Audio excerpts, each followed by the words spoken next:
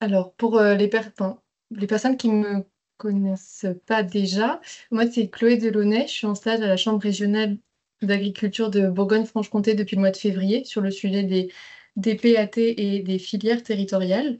Voilà, donc ça sera l'objet de la restitution d'aujourd'hui. L'objectif, c'est de partager les premiers retours de mon côté, les petits premiers points de résultat et d'analyse, mais aussi que ça soit un espace d'échange et de réaction de votre part. Il me reste encore 3 semaines de stage, donc il y a encore des choses qui peuvent se peaufiner, des analyses qui peuvent se creuser et cetera, donc que ça soit un petit peu bilatéral.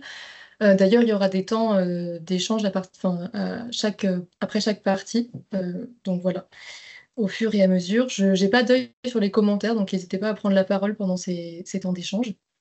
Hem, Au niveau du contenu, je vais d'abord faire un point de contexte, même si la plupart, d'entre vous, vous êtes déjà un petit peu au courant de comment est-ce que j'en suis arrivée à ce sujet-là. D'un point de méthodologie et ensuite un focus sur 3 éléments, que j'ai choisi de détailler. Bon, il y a d'autres axes que j'aurais pu choisir, mais j'ai fait le choix de détailler ces 3 axes-là aujourd'hui dans mon mémoire et dans le travail, qui sera rendu à la fin. Voilà, d'autres axes seront traités et cetera. Il y a une possibilité, pardon, qu'on fasse une pause à la moitié de la présentation si jamais, vous voulez. Je pense que ça pourrait être bien pour souffler un peu et juste pour préciser un petit peu, pour les petits pictogrammes qui sont ici, quand il y aura la petite carte, ça fera référence aux résultats, de ce que j'ai pu voir, à travers les enquêtes et cetera. Puis la petite ampoule, c'est ce qu'il faut retenir en gros et puis, ce qui concerne les liens, PAT et filière. Et aussi simplement, je vous renverrai le diaporama, donc pas de souci, vous aurez accès à tout ça. Hem, Au niveau du contexte, donc ce stage, il s'inscrit dans un projet qui s'appelle le projet Défiter pour démultiplier les filières territoriales. Donc il y a plusieurs axes dans ce projet. Un des axes, c'est mon stage, donc du coup sur les liens entre PAT et filières territoriales en Bourgogne-Franche-Comté. L'idée, c'était de recenser, de caractériser ces liens, de regarder l'impact qu'ils pouvaient avoir, sur les territoires, sur les filières et cetera et puis, d'identifier des leviers qui pourraient permettre, de favoriser ces liens PAT filières. Un second axe, ce sont des journées de co-développement, d'échange de pratiques et cetera sur, les filières territorialisées et enfin la mise à jour, d'une carte de recensement des filières territoriales qui a été réalisée dans le cadre du projet Secafiter, j'y viens juste après. Voilà.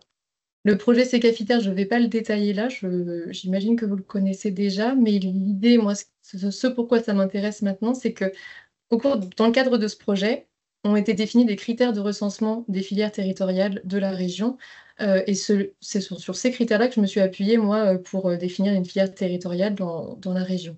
Du coup, rapidement ces critères, il faut que ce soit, que les filières pour être qualifiées de territoriales, que ce soit un projet donc collectif avec au moins 5 agriculteurs engagés dans la filière, une étape, intermédiaire entre la production et la consommation et des étapes de production, de transformation et de vente majoritairement localisées en Bourgogne-Franche-Comté. Voilà la carte que j'ai mentionnée juste avant, donc sur laquelle je me suis appuyée et qui va être, mise à jour. Et enfin, dernier point de contexte, au niveau régional, ce ne sera pas une surprise je pense, mais on est en juin 2025 à 35 PAT reconnus, dans la région, avec 16 PAT de niveau 1 et 19 de niveau 2, dont 11 de niveau 2 renforcés par rapport aux nouveaux critères, de reconnaissance qui ont été donnés en 2024. Il y a 6 PAT départementaux qui couvrent déjà une grosse partie de la région et puis après, il y a encore 2 territoires là qui sont en gris. Du coup où il n'y a pas de projets alimentaires territoriaux, mais ça signifie pas pour autant qu'il n'y a pas de stratégie alimentaire qui est mise en place. On peut alors parler de stratégie alimentaire territoriale au lieu de PAT. Et 70 de ces PAT sont portés par des EPCI, donc communautés de communes, communautés d'agglo, métropoles et cetera.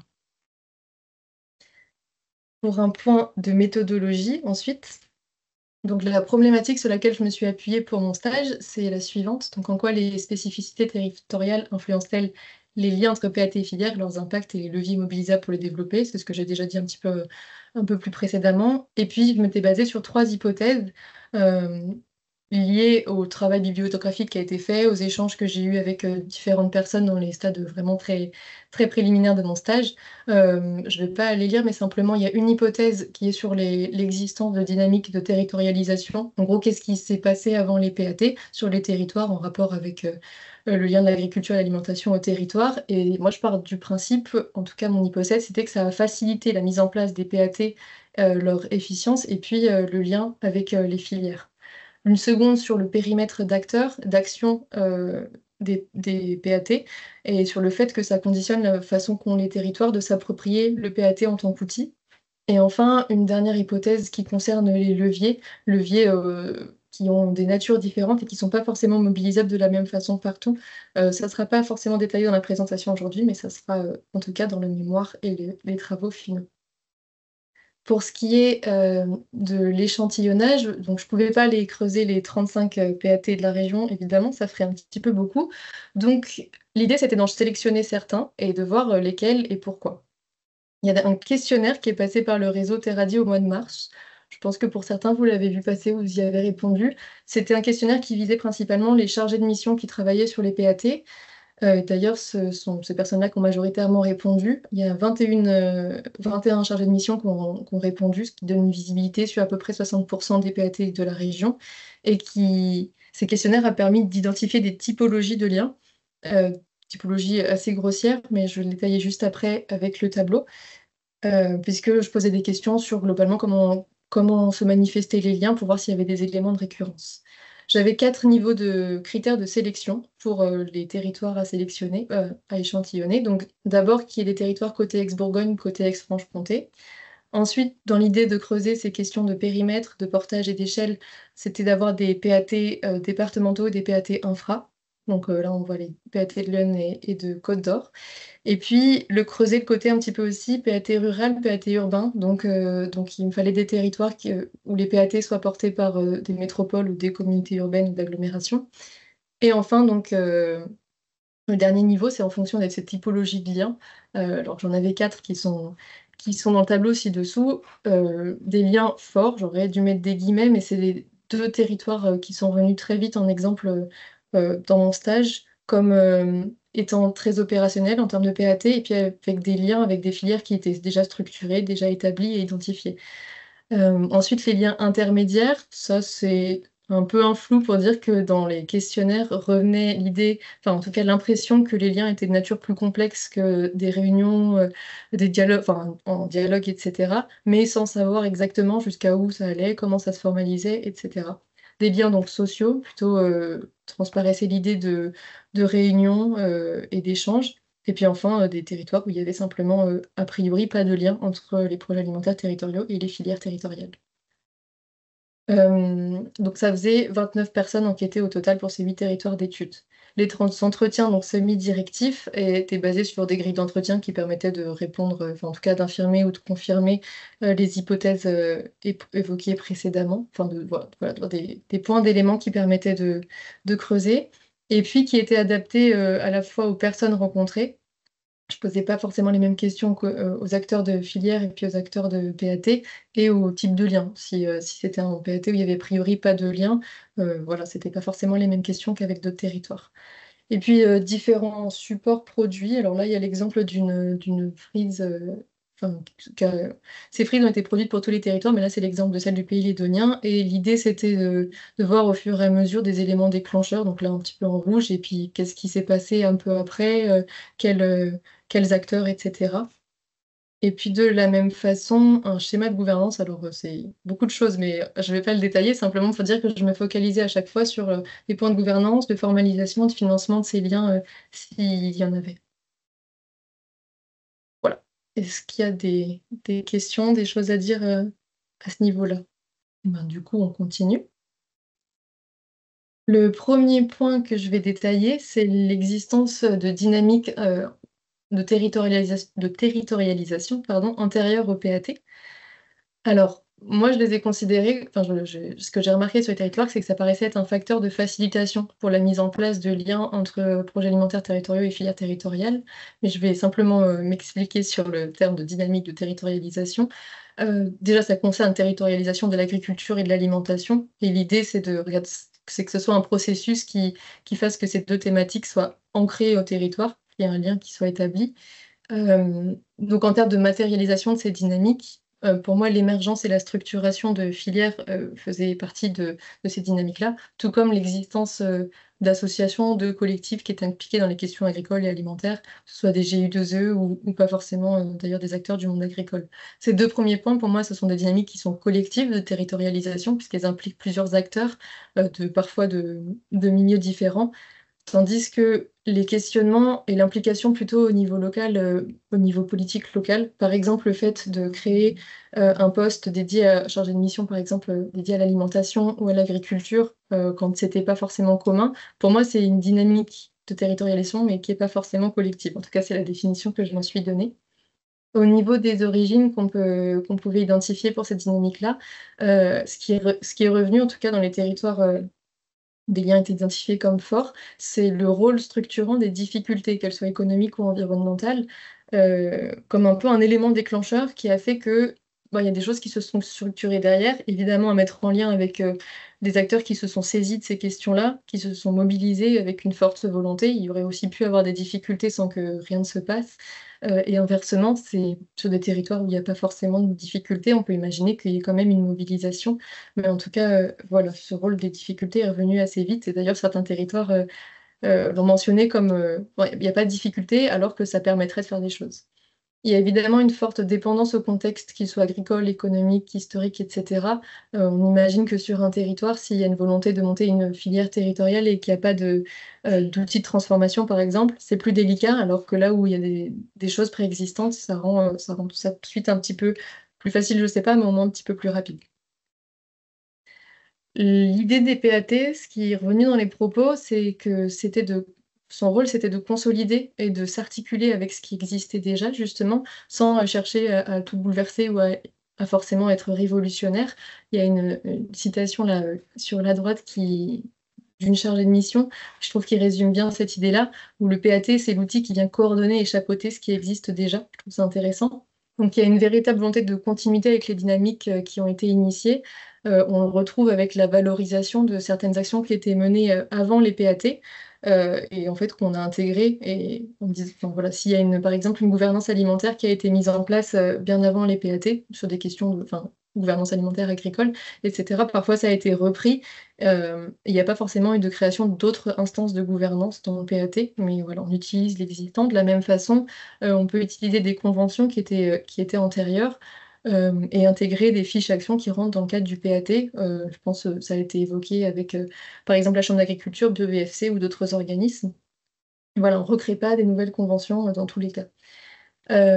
Ensuite, au niveau des personnes qui sont en charge des PAT dans les territoires, ça dans les 8 territoires que j'ai étudiés, il n'y a pas eu de création de postes, pour travailler sur ces questions de PAT. Ça a été récupéré sur des postes existants, donc des chargés de mission qui travaillaient sur l'agriculture, sur l'alimentation et cetera et en fait, il y a une seule, des chargés de mission sur une des 8 chargés de mission qui estime être à 100 de son temps sur le PAT. Les autres ont d'autres actions, d'autres thématiques à traiter, avec une cohérence, j'imagine bien évidemment, mais voilà et 5 chargés de mission sur 8 évoquaient donc un manque de temps, en lien avec un manque de moyens humains notamment, heu, au niveau de leur travail et d'ailleurs le turnover est revenu comme un frein, enfin comme un principal élément sur un des territoires où on repérait une absence de lien entre les PAT et les filières. En fait, ce turnover, ça fait qu'il y avait un blocage de dynamique qui pouvait être initié avec, bah, du coup, chaque fois, ça retombait à zéro et donc ça a un peu bloqué,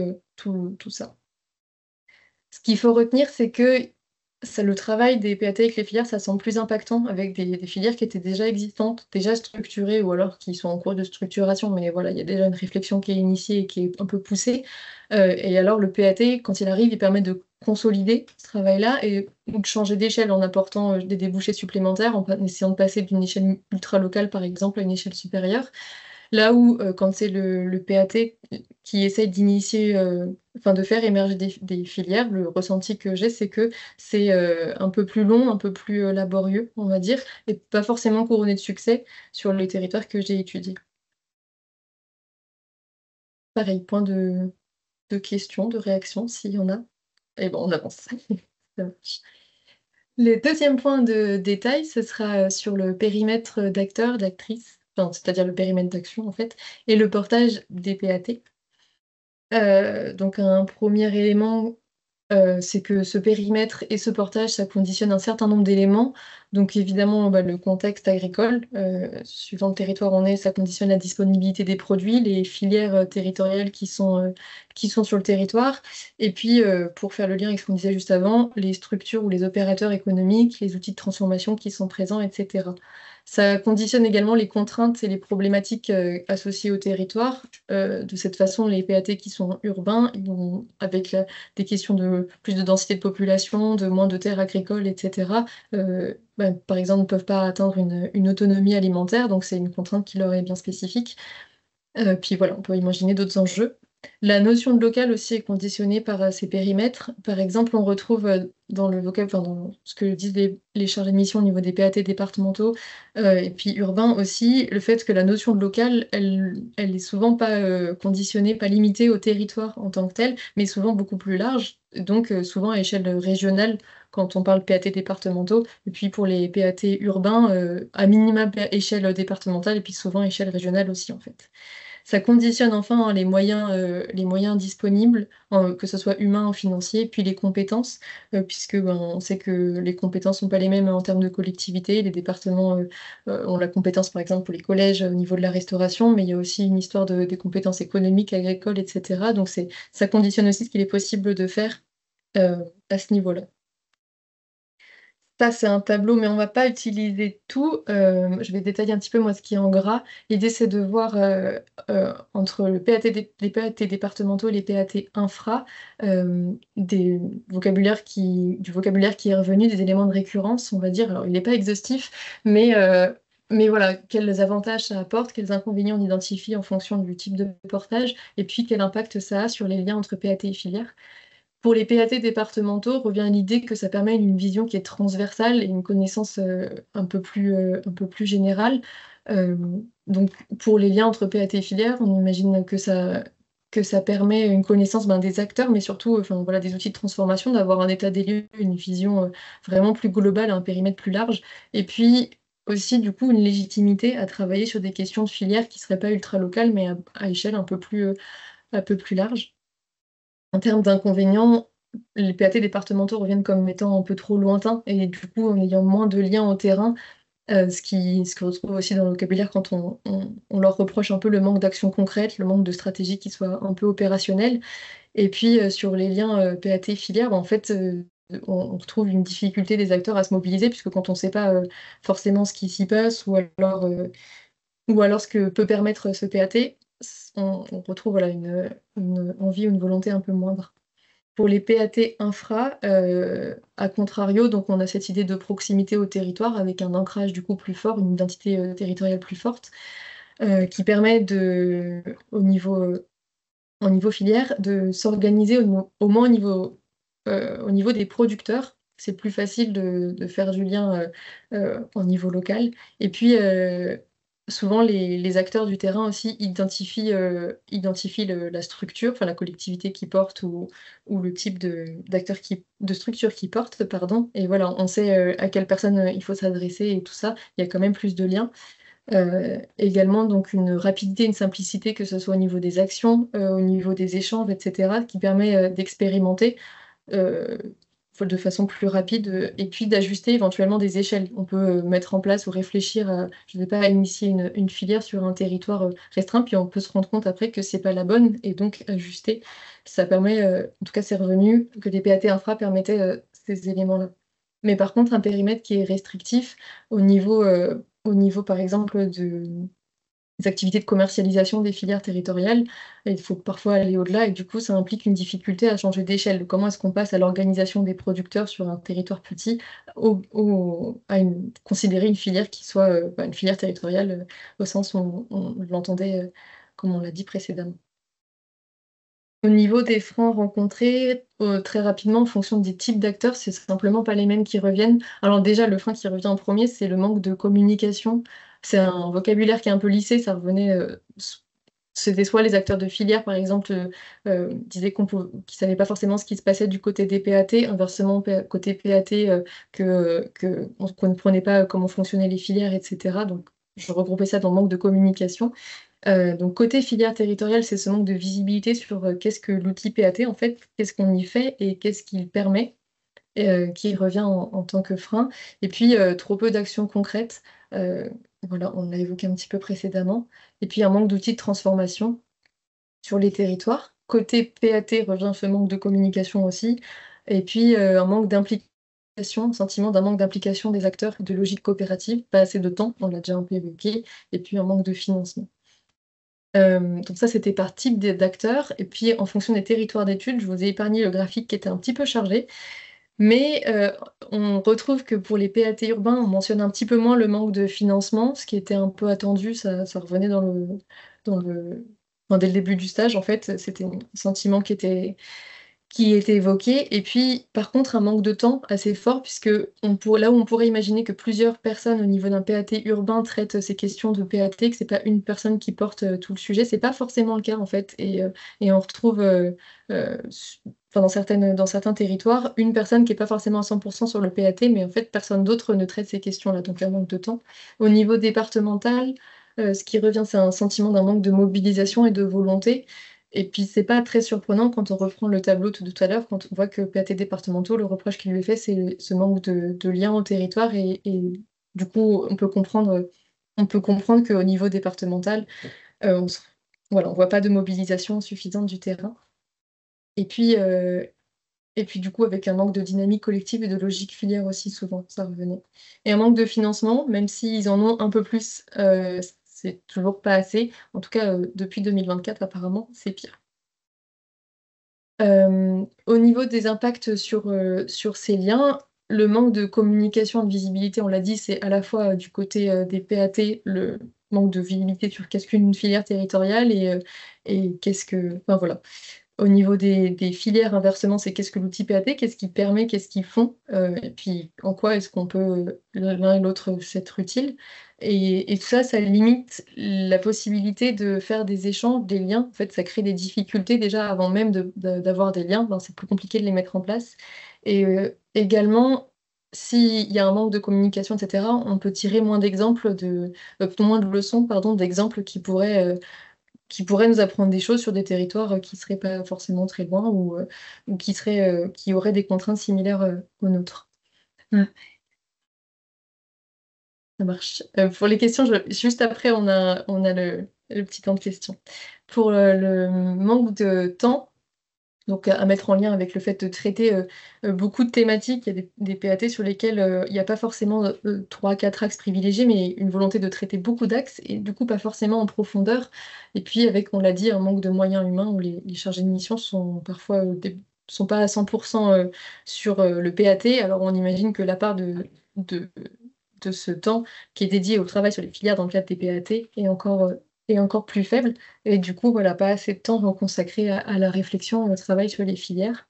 Et enfin, le manque de mobilisation des acteurs, qui soient politiques, agricoles ou à d'autres niveaux. C'est à mettre en lien avec un manque d'action concrète pour fédérer, puisque en fait, quand on fait des choses et qu'on voit ce que ça peut permettre, ben, ça aide à faire que les personnes soient motivées. Je ne sais pas si je me fais comprendre, mais voilà. Et enfin, à mettre en lien aussi avec la distance avec le terrain. Et ça implique soit, si c'est au niveau enfin, au niveau agricole, ce manque de mobilisation, pas forcément d'engagement dans des dynamiques de filières territoriales, ou alors s'il y a eu des filières territoriales, s'il y a des filières sur des territoires et que le manque de mobilisation ou de volonté, il est du côté politique, du côté PAT, et ben en fait, il n'y a pas forcément de lien qui se crée, et puis il va y avoir un PAT qui mène ses actions, des filières qui font les leurs, et pas forcément de choses qui s'établissent. Ce qu'il faut retenir, c'est que pour moi, les modalités de portage, ça semble complémentaire dans le sens où, comme je le disais dans tout le tableau de tout à l'heure, voilà, là où pour les PAT départementaux, leur reproche est un peu trop lointain, mais d'avoir cette légitimité à la fois de travailler sur les questions de filière, et bien inversement, pour les PAT infra, il y a cette idée qu'on soit beaucoup plus proche du terrain, mais que ça soit parfois pas à la bonne échelle, puisque ça permet pas forcément de monter en volume, en question d'échelle pour côté des filières, eh ben, on regarde si, enfin, il y a une idée que la pertinence de ce portage, ça dépend des actions menées en fait. Voilà, en fonction de ce qu'on veut faire, si c'est juste organiser des producteurs ou être à l'échelle filière, il y a une réflexion à avoir de ce côté-là, avec bien sûr la volonté des personnes qui jouent, puisque c'est pas parce qu'on a une compétence ou une légitimité que ça sera forcément fait. Ça dépend aussi des personnes, enfin voilà, de la mobilisation des acteurs. Et puis, pour les territoires qui reviennent avec des liens forts, entre guillemets, les éléments qui sont revenus comme facteurs de succès, c'était les éléments qui, sur d'autres territoires, étaient revenus comme des freins par leur absence. Je m'explique, du coup, par exemple, la volonté des acteurs ou l'existence d'outils de transformation, eh ben, pour eux, c'est ce qui a fait qu'on a pu se lancer dans le travail sur les filières territoriales au niveau des PAT. Alors que sur d'autres territoires, quand les liens sont moins établis, etc., un des éléments qui revient comme frein, c'est ben, il n'y a pas forcément de volonté, ou alors il n'y a pas d'éléments d'outils de transformation. Et en fait, ça conditionne un peu ce qu'il est possible de faire et quelles thématiques on va aborder de façon prioritaire. Ça fera le lien avec la partie d'après. Mais avant ça, du coup, c'est des questions. Ouais, Moi, j'avais une question. Oui. Euh, Parce que là, tu as présenté donc les avantages inconvénients du PAT départemental, idem pour le PAT infradépartemental. Quels sont les liens entre les deux échelles? Est-ce que le PAT départemental peut s'appuyer sur ou s'appuie sur les PAT infradépartementaux sur ces questions de filière et inversement, ou est-ce qu'il n'y a pas de lien du tout? Et et ma question, elle se pose aussi sur un PAT départemental où il n'y a pas de PAT infradépartemental. Est-ce que du coup, c'est la même dynamique? Parce que, par exemple, en Haute-Saône, il me semble qu'il n'y a pas de PAT infradépartementaux. Et du coup, est-ce que ça change les dynamiques? J'aimerais bien pouvoir répondre de façon sûre, mais j'ai pas pu aller voir le territoire de Haute-Saône, donc du coup je pourrais pas parler pour ce territoire-là. De la même façon, dans Lyon, PAT départemental que j'ai vu, j'ai pas creusé avec un PAT infra du même territoire, donc je préfère pas dire de bêtises, faire des généralités. Par contre, je vais détailler juste après, mais en Côte d'Or, le PAT départemental, il y a un dispositif de territoire pilote, où du coup il y a un lien, et je ne sais pas si on peut dire qu'il se repose sur les territoires infra, mais en tout cas il y a un lien et il y a une réflexion qui je trouve est très intéressante. Je ne vais pas tout dire là parce que je vais le détailler juste après. Mais voilà, l'idée du stage était, je peux pas tirer de généralité et vu que j'ai pas forcément vu un PAT départemental et un PAT infra dans le même département à chaque fois, voilà, je peux juste détailler le territoire juste après.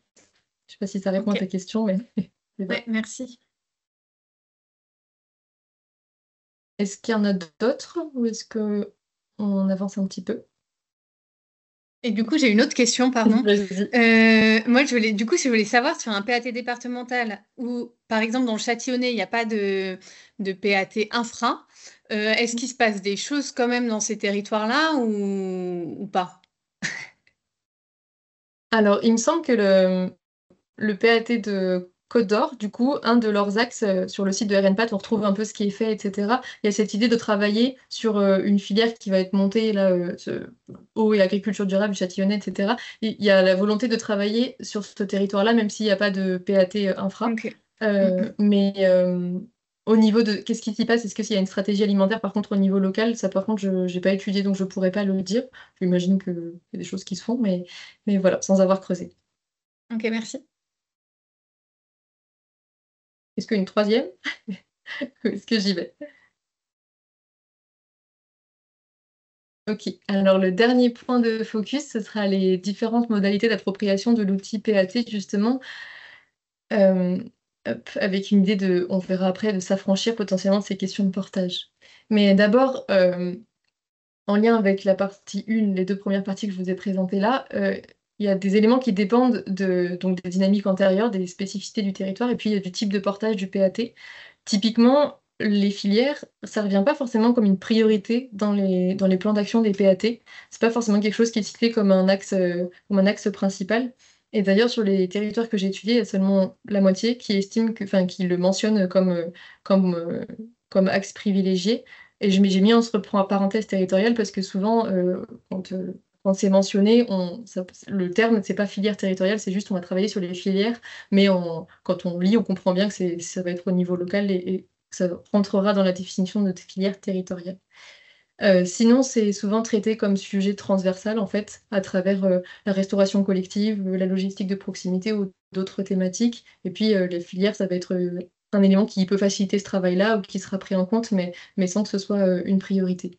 Et typiquement, sur les deux PAT départementaux que j'ai étudiés, les filières, ça ne revient pas comme une priorité sur ces territoires-là, ce qui pose un peu question quand on fait le lien avec avant. on leur donne comme légitimité ce travail sur les filières. Si c'est pas estimé comme une priorité, on peut se questionner sur cet aspect-là. Et en termes d'apport de ces projets alimentaires territoriaux aux filières territoriales, ce qui revient le plus, c'est une mise en réseau. Près de 90% des personnes enquêtées mentionnent cet apport-là de façon donc assez universelle. Et puis ensuite, l'idée que les PAT puissent apporter des débouchés et sécuriser des filières qui sont déjà existantes, du coup, avec consolider l'existence, ce qui fait le lien avec ce qu'on avait dit avant. Mais ça revient pour les PAT infra, souvent sur ceux où il y avait des liens qui étaient déjà assez établis, des filières qui étaient assez établies, et des liens forts, du coup. L'idée que ça permette d'apporter de la réflexion, des questionnements, des expérimentations sur les filières, des financements et puis après, plus marginalement, la diversification ou éventuellement pérennisation en travaillant sur l'installation et cetera.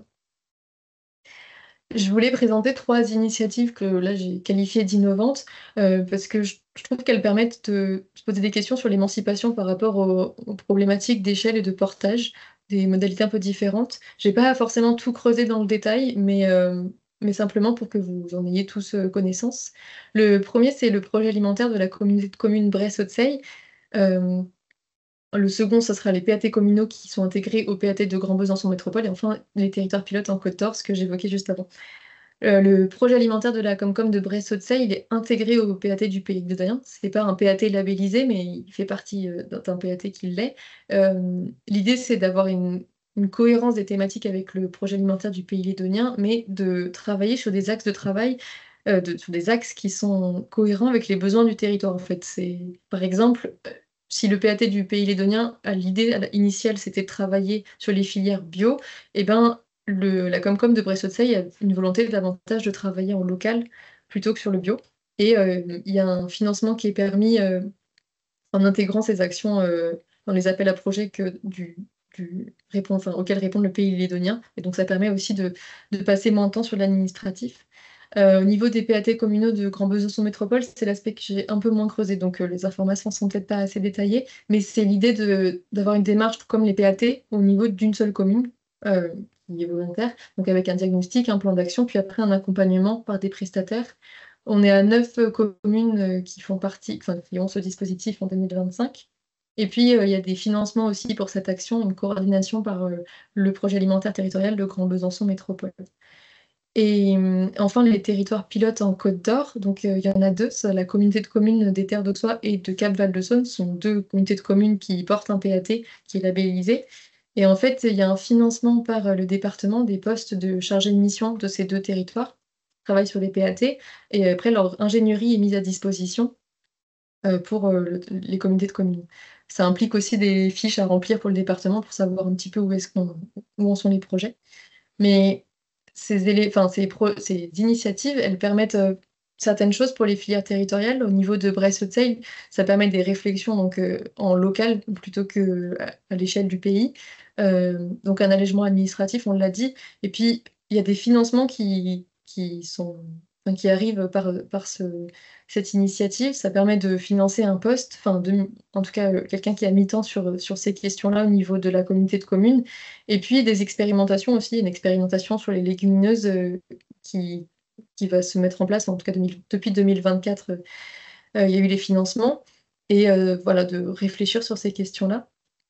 Au niveau des PAT communaux, ça permet des réflexions et l'identification, pareil, des besoins en local. Par contre, on peut imaginer que c'est un peu plus compliqué de rapprocher, de leur trouver un intérêt à échelle filière. Ça peut permettre probablement plus de travailler sur les questions sur les producteurs, leur organisation à l'échelle vraiment ultra locale, mais on ne pourra pas forcément monter à une échelle de filière sur des périmètres de communes. Et puis, au niveau des territoires pilotes en Côte d'Or, ce qui revient, c'est ça permet une fluidité, que ce soit au niveau de la communication, de l'organisation, une cohérence aussi. Euh, Par exemple, le département voulait monter une légumerie, et puis la communauté de communes de Cap-Val-de-Saône, une cuisine centrale, et ben finalement, il y a l'idée de faire un pôle alimentaire sur cette communauté de communes, et plutôt que de faire des outils de part et d'autre du département. Ça permet donc un lien au territoire, là où, avec, les PAT départementaux, on n'a pas forcément ce lien avec directement les producteurs ou les personnes, sur le terrain. Ça permet de le faire avec, l'échelle, communauté de communes, d'expérimenter aussi et d'ajuster les échelles, ce qu'on a évoqué, tout à l'heure avec le tableau en parlant de l'influence, des échelles et puis, de financement avec les moyens humains donc, on finance des postes et du coup ça permet de pas se enfin d'apporter une forme de sécurité, on va dire financière, puisque après ça peut être, un temps, une énergie qui est dédiée à chercher des financements pour mettre en place des actions, plutôt que de financer des postes. Ce qu'il faut retenir de tout ça, c'est qu'il y a déjà je trouve un peu un contraste, au niveau, des PAT départementaux. Comme j'ai dit donc, on plusieurs acteurs évoquent le fait que ce soit plutôt à ces PAT-là, à cette échelle-là de travailler sur les questions de filière. Maintenant, du coup, vu qu'ils s'en saisissent pas forcément, que ça apparaît pas comme une priorité, il y a un petit peu un contraste à ce niveau-là. Et puis les initiatives, que je viens d'évoquer là, les 3, ça peut représenter à mon sens un levier pour pallier certains freins qu'on a pu évoquer, puisque ça permet des actions qui sont plus rapides et plus concrètes et donc de mobiliser les acteurs, là où, un PAT départemental peut pas forcément ou en tout cas pas aussi rapidement.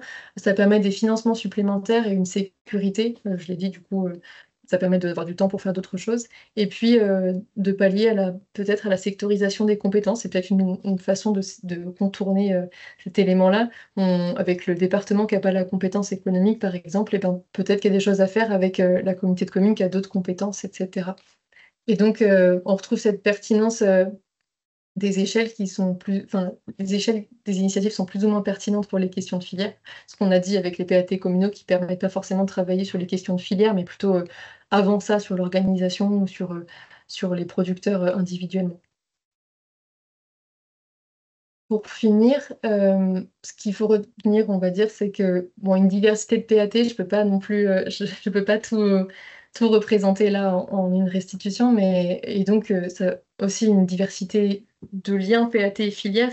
Donc il y a plusieurs modalités de formalisation, de gouvernance, de financement et cetera et en fait, ça s'explique en partie, à mon sens, par un flou législatif. Donc les PAT, c'est inscrit dans la loi et par exemple, dans la loi, il y a écrit que les PAT peuvent permettre de travailler à la consolidation de filières territoriales, mais ça mentionne pas de comment est-ce qu'on fait ça, quels outils, on peut utiliser et cetera et pour moi, ça explique en partie cette diversité et enfin, ces modalités d'appropriation de l'outil qui sont propres un peu à chaque territoire.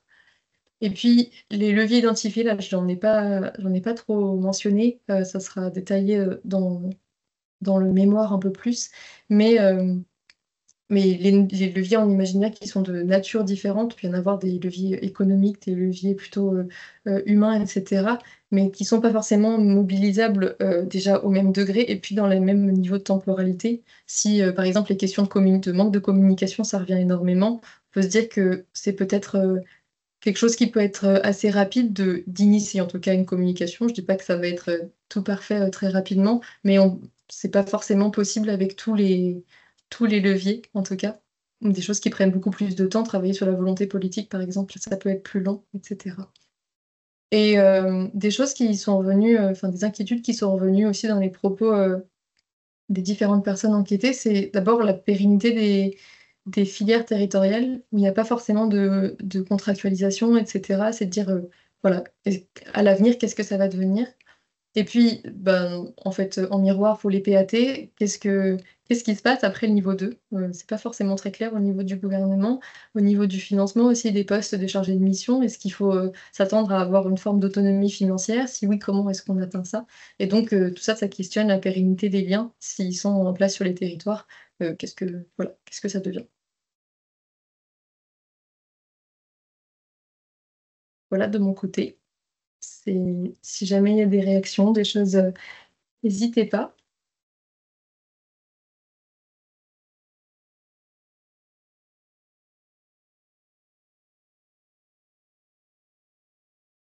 Autrement, je précise, simplement que, du coup, j'ai dit transmettre le diapo. Je voulais enregistrer, je crois que ça n'a pas marché, mais bon. Ah si, je pourrais aussi transmettre l'enregistrement, mais dans tous les cas, vous recevrez, toutes et tous, pour celles et ceux que j'ai rencontrés, le mémoire, mais aussi une synthèse un peu plus, visuelle et un peu plus sympa à lire Et dans l'idée, il y aura une restitution donc, finale une fois que j'aurai vraiment fini mon stage pour le coup, au mois de septembre, peut-être quand les gens ne seront pas en vacances aussi, qui sera ouverte à plus de monde, qui passera sûrement dans le réseau Terradi, donc aussi pour les personnes que j'ai pas forcément rencontrées. Voilà, si jamais. J'avais une question Oui. par rapport du coup à l'établissement de filières territoriales. Souvent, est-ce que c'est à l'initiative d'acteurs qui vont voir le PAT pour les accompagner à organiser cette filière, ou c'est plutôt le PAT qui veut, enfin, qui veut lancer une filière spécifique sur son territoire et qui met en lien les acteurs nécessaires? Enfin, ça peut se passer comment? Moi, ce que j'ai pu voir, en tout cas, là, je parlais de la communauté de communes Bresse-Haute-Seille et de l'expérimentation sur les légumineuses. Il y a eu la même chose au niveau de Grand Besançon Métropole. J'ai peut-être pas toute la visibilité là-dessus, mais j'avais le sentiment que ça venait plutôt du côté PAT, cette volonté d'avoir un approvisionnement souvent pour la restauration collective, on voudrait des légumineuses pour ça, et du coup de voir comment est-ce qu'on ferait sur le terrain. Donc plutôt initiative PAT, en tout cas pour ces deux expérimentations-là. Euh, et là, j'ai pas forcément en tête. Aussi, enfin oui, il y a un peu les deux aussi, parce que sur l'expérimentation de filière sur le blé au niveau de la SIC, je crois que ça, c'est un peu dans l'autre sens, mais voilà. Ok. Et est-ce que tu as des recommandations euh, pour, euh, euh, enfin, je sais pas, des conseils pour les PAT pour que ça fonctionne? Alors là, tout de suite, je ne pourrais pas dire ça de but en blanc. Moi, je trouve que c'est un peu pour ça que j'ai évoqué les initiatives là à la fin. En fait, c'est pour dire, ben, il y a une façon de s'approprier les choses, de faire un peu différemment. Et je trouve que c'est en tout cas très intéressant. Je ne dis pas que ça fonctionne ou pas sur les questions de filière, mais que ça peut être quelque chose enfin, voilà, qui peut aider. Je serais plus à même, je pense, au mois de septembre, avec un peu de recul et une petite pause, de dire potentiellement ça fonctionnerait plus ou pas. Mais voilà, je me mouille pas trop, on va dire aujourd'hui. Ok, merci.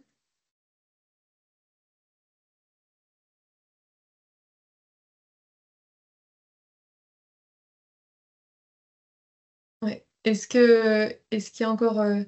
C'est pas forcément question d'ailleurs, ça peut être, je sais pas, interrogation. Enfin, pas interrogation, du coup, réaction plutôt. Autrement, je vous ai juste remis à la fin.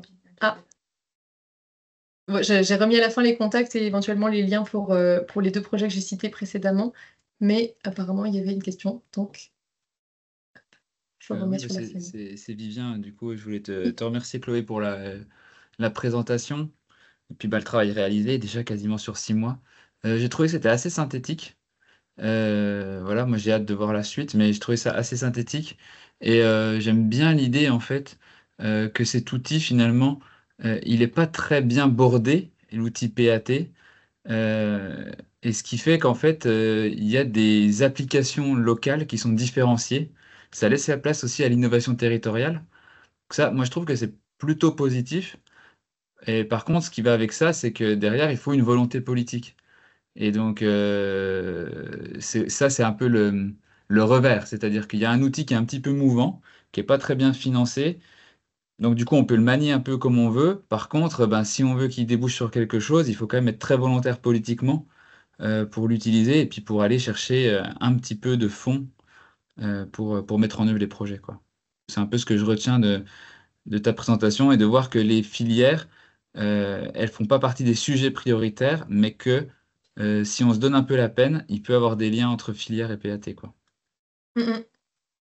Oui, complètement. Ça pose aussi la question en fait, est-ce que le PAT, c'est un outil, enfin, voilà, c'est un outil qu'on peut s'approprier de façon différente, mais est-ce que dans chaque cas, chaque territoire, est-ce que c'est l'outil qu'il faut pour travailler sur les questions de filière? À mon sens, pas forcément, mais voilà. Et du coup, moi, je vois pas les mains levées, mais Philomène me dit que vraiment, Lucie, il y a une Oui, question. oui, oui. Non, je voulais juste te remercier aussi parce que c'est vrai que c'est assez synthétique et tu relèves pas mal de points que nous, on remarque dans la diversité de nos PAT en Saône-et-Loire. On retrouve des choses comme tu as présenté. Enfin, c'est vrai que c'était très bien étayé. Moi, je peux être intéressée aussi pour un détail sur ce que tu as retenu du pays chalonnais. Je vois que c'était dans tes exemples, donc éventuellement à l'occasion, un peu plus de détails là-dessus. Mais sinon, merci. Voilà. Ok, ça marche. Ouais, on se posait la question aussi de la pertinence de faire des fiches un peu par territoire. Je ne sais pas si ça servirait à certains ou certaines d'entre vous. Donc, si ça peut l'être, je peux aussi, enfin voilà, toutes les frises et les schémas que j'ai pu montrer tout à l'heure. Enfin, j'en ai pas pour chaque territoire. Je peux aussi les rendre disponibles si ça peut servir. Bah, éventuellement, pourquoi pas. Merci. Est-ce qu'il y a d'autres questions, réactions, etc.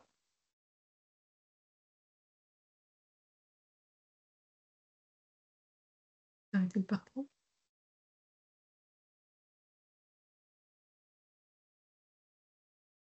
Ok. Et ben dans ce cas, je pense que j'ai pris déjà pas mal de votre temps. Bon, ça ne durera pas 1 heure et demie, mais voilà. Merci à tout le monde d'être venu. Et puis, je vous dis à bientôt, en tout cas pour une nouvelle restitution en septembre peut-être. Et sinon, bonne continuation et bon après-midi. Au revoir. Ok. Merci à toi. Merci Chloé. Merci Chloé. Bon après-midi. Merci beaucoup. Merci Chloé.